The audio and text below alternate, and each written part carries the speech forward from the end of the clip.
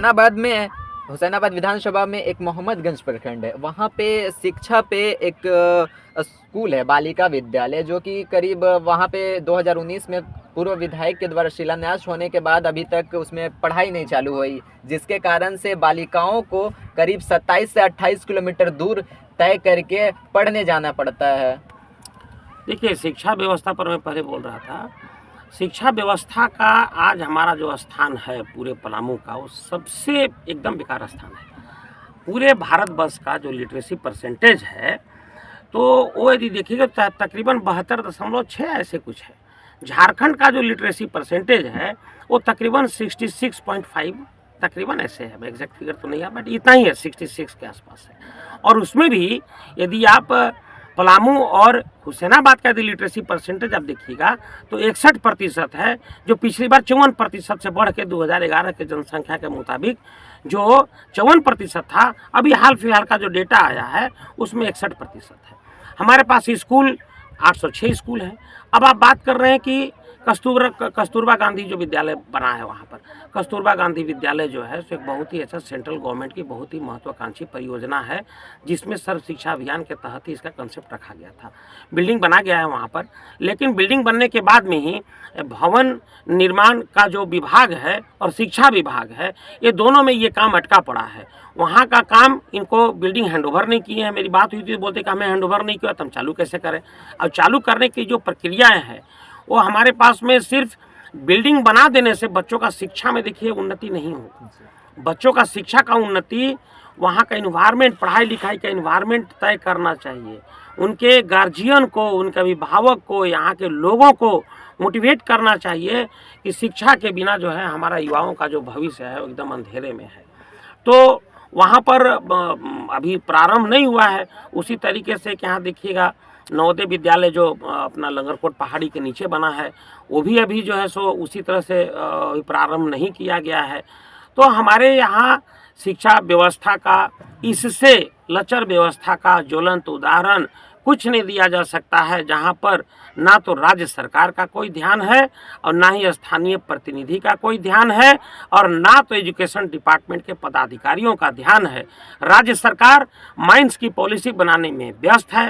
राज्य सरकार यहाँ पर आप देख लीजिए, माइंस की पॉलिसी, शराब की पॉलिसी हर साल बदलते हैं, हर साल उसमें चेंज लाते हैं, लेकिन शिक्षा के बारे में किसी का कोई ध्यान नहीं है। आपको मालूम होगा शिक्षा मंत्री अभी कौन है? जो शिक्षा मंत्री हैं वो स्वयं, उनको अंग्रेजी का किताब दे दीजिए। झारखंड मुक्ति मोर्चा की जो शिक्षा मंत्री है ना, वो मैडम को अंग्रेजी की किताब दे दीजिए, वो खुद नहीं पढ़ पाएंगी। इसलिए सरकार का भविष्य के ऊपर कोई ध्यान नहीं है, लूटो खसोटो की नीति पे चल रहे हैं वहाँ पे। और शिक्षा का ही आज ये पूरा का पूरा योगदान है कि हमारे यहाँ का युवक बेरोजगारी से तड़प रहा है। हमारे यहाँ एक फैक्ट्री थी, देख लीजिए पीछे आपका दिखाई दे रहा होगा, देखिए सामने दिख रहा है, दिखाओ जी, वहाँ पे देवरी फैक्ट्री बोलते हैं उसको। देवरी फैक्ट्री, हाँ, देवरी फैक्ट्री आज बताइए कितना दिन पहले बंद हो गया। 1935 से अंग्रेज के द्वारा खोला गया फैक्ट्री था, हस्तांतरण मालिकों का होते होते आज बंद। शायद हम लोग अभी तक सीमेंट फैक्ट्री का अभी तक बोड़ा तक हम लोग नहीं देखे हैं और वो बंद हो चुका है और उसको नीलाम भी कर दिया गया है। वो कोई बात नहीं है। देखिए, फैक्ट्री का मशीनरी पुराना हो गया था, सरकार नीलाम करे, सरकार का उसके ऊपर में ऋण था, वो अलग का मुद्दा है। मेरा ये मुद्दा है कि जब पहले के यहाँ के लोगों ने, यहाँ के किसी भी पदाधिकारी ने, यहाँ के किसी भी नेता ने सपना देखा हुआ कि फैक्ट्री लगाने से 5000 लोगों का हमारा यहाँ पे जीवन यापन मिलेगा, लेकिन वो बंद भी कर दिया गया। लेकिन आज का जो हमारे जो जनप्रतिनिधि हैं, कभी कहीं सुने कि यहाँ पर कोई हम उद्योग लगाए।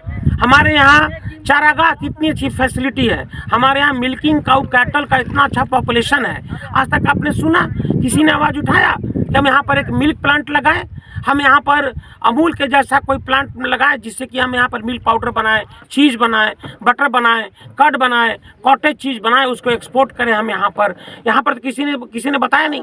हमारे बच्चों का भविष्य एकदम शिक्षा को गर्त में डाल करके और जानबूझ करके उनको नहीं पढ़ाने की जो साजिश यहाँ पे चल रही है, उसको जो है सो एकदम हम आपके माध्यम से हम सबका ध्यान आकृष्ट करना चाहते हैं, उस पर काम करने की आवश्यकता है। युवाओं के बारे में क्या सोचते हैं? क्योंकि हुसैनाबाद विधानसभा में काफ़ी ऐसे युवा हैं जो बेरोजगार हैं, रोजगार की तलाश में यहाँ वहाँ भटकते चलते हैं। देखिए, सरकार की जो नई एजुकेशन पॉलिसी आई है उसमें रोजगारोन्मुखी जो शिक्षा है, जॉब ओरिएंटेड एजुकेशन है, वो अभी लागू होने वाली है। लेकिन आप जिसे बात कर रहे हैं कि युवाओं के रोजगार के बारे में हुसैनाबाद विधानसभा के प्रासंगिक विषय पर यदि हमसे पूछना चाहते हैं, तो मैं आपको इतना बताना चाहता हूँ कि यहाँ की व्यवस्था आप भी जानते हैं, अभी तो यहीं से पढ़े, यहाँ की जो व्यवस्था है, आप चले जाइए, 2-3 कॉलेज हैं, बिना नाम लिए मैं बताता हूँ। परीक्षा के दिनों में बाहर से ताला मार के अंदर में बच्चों को जो है सो मोबाइल से लिखने दिया जाता है, अंदर में किताब खोल के लिखने दिया जाता है। तो आप ये बताइए, जो विद्यार्थी के मन में ऐसी बात, ऐसी भावना उत्पन्न हो गई कि पढ़ाई परीक्षा में हमें चोरी करके एडुकेट नंबर मुझ में ले आऊँगा, तो नंबर लाने से क्या होगा? नंबर है 80% और सरिया शटरिंग का काम करने के लिए बम्बई में, पूना में, कलकत्ता में, गुड़गांव में जाके काम कर रहे हैं। इससे बड़ा दुर्भाग्य हुसैनाबाद का और क्या हो सकता है? हमारे शिक्षा का जो यहाँ पर एक जॉब ओरिएंटेड स्कूल होना चाहिए, आज तक किसी ने ऐसा नहीं सोचा कि हमें यहाँ पर एक टेक्निकल कॉलेज खोलें। एक यहाँ तक आज तक किसी ने सोचा कि यहाँ पर जॉब ओरिएंटेड सरकार की एक ऐसी कॉलेज होना चाहिए जिसमें टैली की पढ़ाई हो, कॉमर्स की पढ़ाई हो, जहाँ पर आज मोदी जी के आने के बाद में जीएसटी आई, जीएसटी का इतना स्कोप बढ़ गया है। हर लड़का यदि टैली सीख ले तो हमें लगता है टैली बढ़िया से जानने वाले लड़के को 20,000 22,000 के आसपास में नौकरी आराम से कहीं भी किसी के भी जो अकाउंटेंसी फर्म है उसमें मिल सकता है।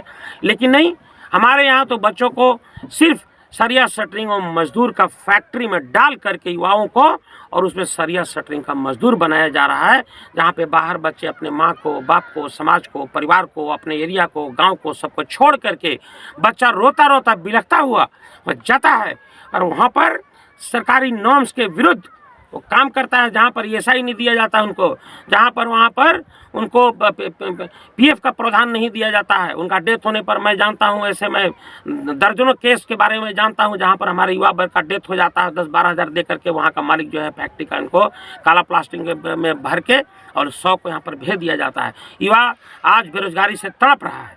हमारे यहाँ जो एग्रीकल्चर सिस्टम है उसको जो आधुनिकीकरण करने के लिए पिछले किसी भी जनप्रतिनिधि ने देखिए कुछ नहीं किया।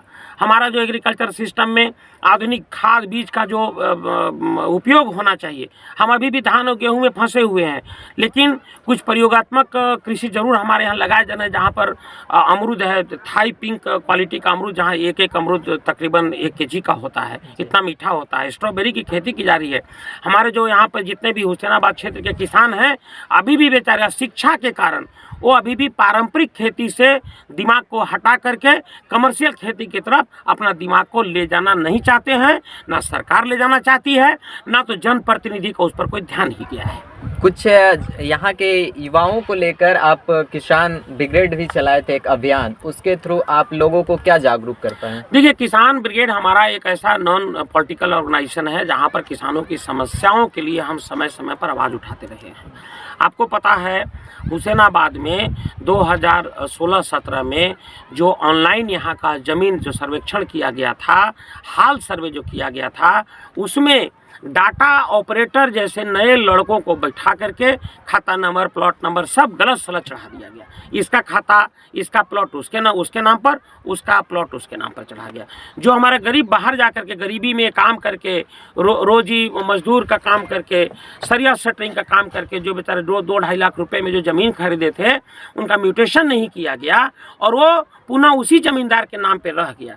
आज ऑनलाइन सर्वे का एक बहुत बड़ा घोटाला हुसैनाबाद में चल रहा है और ये घोटाले में ये सोची समझी एकदम आर्टिफिशियल प्रॉब्लम लगा करके हमारे सारे जनप्रतिनिधि मुंह में काला टेप बांध करके और ऑनलाइन भूमि घोटाले के नाम पर, रसीद घोटाले के नाम पर और म्यूटेशन यानी कि जिसको दाखिल खारिज घोटाले के नाम पर पूरा का पूरा सरेआम लूट मचा हुआ है। हम इसके लिए 2020 से मैं आंदोलन कर रहा हूं। इसी के करने पर 87 का जो कोर्ट था, पहले मेदिनीनगर में हुआ करता था डिस्ट्रिक्ट हेडक्वार्टर में, अभी जपला में 87 का जो है सर्वेक्षण का काम जो है सो गलत नाम चढ़ गया था, वो यहाँ पर निष्पादन किया जा रहा है। लेकिन जितना का ज़मीन गलत चढ़ा है उसमें से मुश्किल से 2-3% इस 87 के तहत में अपना शिकायत दर्ज किए हैं और सारे के सारे किसान बेचारे अनभिज्ञ हैं। हमारे मोदी जी के द्वारा भेजा जाने वाला किसान सम्मान निधि का जो पैसा है, ऑनलाइन भूमि नहीं होने के कारण वो पैसा हमारे गरीब किसान को, गरीब मजदूर को उनके खाते में नहीं जा पा रहा है।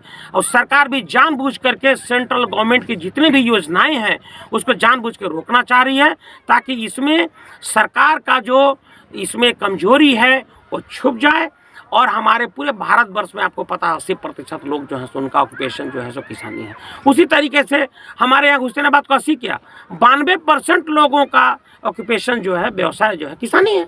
और उस किसानी में किसी का कोई ध्यान नहीं है, किसी का कोई ध्यान नहीं है किसानी में। कैसे किसानों की स्थिति सुधारा जाए, कैसे खाद बीज, देखिए खाद बीज भी भेजती है सरकार, सब लूट मच जाता है, बेच दिया जाता है, कोई उसके ऊपर ध्यान नहीं है। कोई भी इसमें जो है एक तंत्र बना हुआ है जो जिसमें चेकिंग करना चाहिए किसी तरीके का, वो नहीं है। हमारे ब्लॉक से निकल करके हमारे कर्मचारी थे, हमारे सीआई थे, सीओ थे, जा करके पंचायत में अपना ऑफिस लगा करके किसानों की समस्या, भूमि से संबंधित समस्या हो गया, सरकार का अनुदान नहीं मिल रहा उससे संबंधित समस्या हो गया, खाद बीज में भयंकर जो है घोटाला हो रहा उसका समस्या हो गया, पैक्स में और एफसीआई के माध्यम से जो हमारे बहुत से किसान जो अपना धान दिए हैं उस धान में बहुत तरह का घोटाला हो गया, उसका समस्या हो गया। बिचौलिया, सरकार और किसान के बीच में बिचौलिया जो मजा ले रहा है उसका समस्या हो गया। इस देखिए समस्या पर हम लोगों को विचार करना पड़ेगा। इन्हीं सब समस्याओं को, स्थानीय समस्याओं को हमारा हुसैनाबाद पिछले विगत 10 वर्षों से टोटली अकाल और सुखाड़ के चपेट में आ रहा है। और दुर्भाग्य का बात यह है कि उसको हमारे यहाँ जो वर्षा मापक यंत्र होता है जिस रेनफॉल नापते हैं, आप जाके देख लीजिए किसी ब्लॉक में नहीं है वर्षा मापक यंत्र। ऐसे ही बोलते हैं 10 में बारिश हुआ, 12 में बारिश हुआ, हमने पूछा कहाँ है वर्षा मापक यंत्र दिखाइए, तो ऐसी टूटा फूटा घेर तो सर यही है। अरे इससे वर्षा मापक यंत्र होता है? जब केंद्र की टीम आती है तो लोग दिखाने में विफल हो जाते हैं। तो इनके हमारे स्थानीय प्रतिनिधि की अयोग्यता, हमारे पदाधिकारियों का जो उदासीन रवैया, इसका पूरा का पूरा मार हमारा किसान देखिए झेल रहा है।